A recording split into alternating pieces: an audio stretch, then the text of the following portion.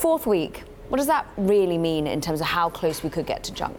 It's still so hard to tell because the raters did say in these reports initially when the strike began in mid-September, we're looking at 1 to 2 weeks, anything beyond that more downside risk. And like you said, here we are 4 weeks later, still nothing. So it's been, I think that's exactly why we haven't seen a ton of movement in the bonds, that there's so much wait and see on both sides of the equation and a really difficult time assessing which side has the better end of the bargaining table right now.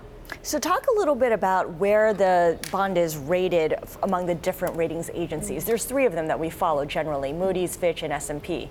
Right. So at Moody's, it is 1 level above junk status right now, and at S&P and Fitch, a level above that, so mid triple B. All of them have stable outlooks, so most of the people who I've talked to would assume that an outlook change would come before an outright downgrade. So if anything, that's really more on investors' radar right now to see a negative outlook from one of those 3. And obviously one from Moody's would be more concerning because it is 1 level closer to junk than the other 2. How usual is it that we see such a diverse reaction in the stock versus the bonds? Because you mentioned why perhaps there hasn't been that much frontward movement, hasn't been perhaps ahead of the curve movement in the bond market, but the stock's certainly down.